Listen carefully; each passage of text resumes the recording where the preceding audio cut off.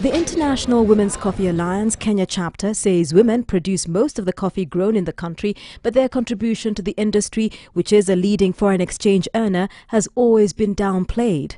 While most smallholders are owned by men, women play a critical role in mobilizing farm workers, participating in the actual coffee picking, weeding and tending to the coffee bushes.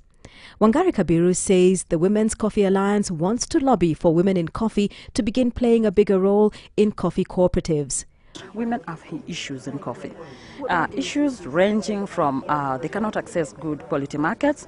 They have issues even getting to become leaders within their organizations because of sometimes violence during election periods. Sometimes these men do not want to recognize that they have leadership qualities and they can lead these cooperative societies. There's a lot of corruption within these cooperative societies, so they don't get the money trickling back to them due to the shareholding issue. If a woman is not a shareholder, she cannot even go and find for an elective position in a society. And then they don't own land, they don't own the coffee bushes, and ultimately they don't have the money. So this money belongs to the man. What IWCA Kenyan chapter wants to do, for beginners, we want to be like a lobby organization. We want to be able to lobby some of these cooperative societies to be able to employ, to enforce the rule in the Constitution that says that a third of the leadership positions can be taken up by women. So we want to lobby for this because already it's in our Constitution, so it can go into the Cooperative Act. Speaking at the Ruiru Coffee Fair, Kabiru said IWCA would like to see women farmers involved in the entire coffee value chain. Again, we want to partner with a lot of organizations because there are so many of them in the coffee sector and ask them, what is it you're doing in the coffee sector, and can you be able to make sure that women are involved in these trainings, even about marketing, and especially when we change this leadership thing. Of course, you know, there's going to be a little bit of soberliness in leadership, and the woman is going to be involved in the decision making. And also the Kenyan chapter wants to expose the Kenyan coffee woman.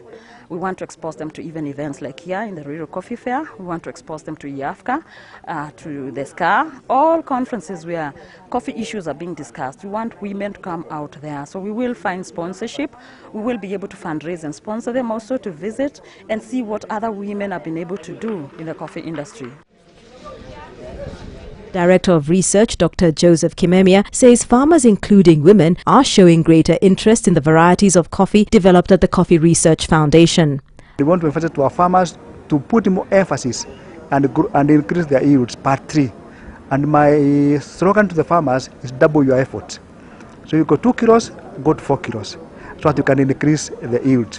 On our part as research, we have moved ahead, and last year we were able to release a new variety of coffee by the name Batiani. This is a variety that is tall, like the old cultivars, very high yielding and excellent cup quality. And currently the demand for this plant material for Batiani is very, very high. And we are seeing now it's going to be a bit of opportunity for coffee to reclaim its original place as terms of foreign earnings for this country. Currently it's number 4, but with what we are seeing now, maybe another 2 years, we may get back our position.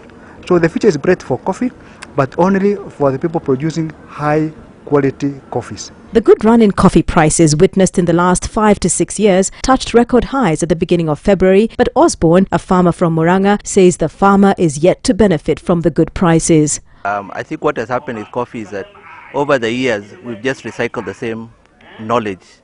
We've not brought in new knowledge, so it's the way my dad did it, it's the way my grandfather did it. It's the same thing in year and year out.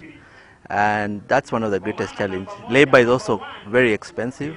I'm happy the coffee prices are good, I'm not disputing that, but I don't feel the impact right now. I was reading the Cooperative Act and the Coffee Act, and there's so many acts that are there. The tree doesn't belong to me, the tree belongs to the government. I'm not allowed to sell my coffee to anybody other than the coffee factory. Whether or not it is well managed, I have no choice. I think the government needs to do a lot more, either improve the cooperative management right from that level, educate the farmers, give them knowledge, give them prices, give them minimum prices. Because if you give me a minimum price, if you tell me, Osborne, I'm going to pay you so many shillings per kilo, I will then invest knowing I'm going to get a minimum price. So if the price goes up higher than the minimum, I also gain. Farmers have, however, complained that the presence of cartels in the industry has for long denied them the benefits of high coffee prices. There's a perception that is not right in the coffee industry, because our coffees are sold at the Nairobi Coffee Exchange, and either you go to the exchange or you go direct sales.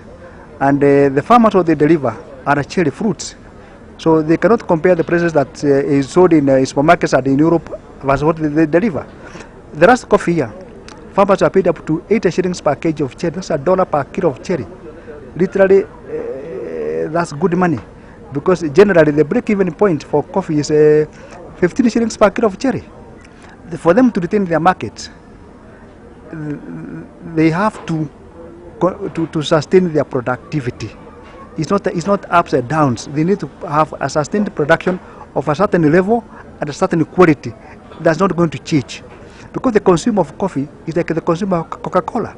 The Coca-Cola you taste in January in Mombasa should be the same in Russia, should be the same in China. And that's what the consumers want. As the coffee fair came to an end, the winners were feted. The best tasting coffee in Kenya from Capiroini in Madeira North. Reporting for Capital Newsbeat, I'm Wambui Wawero.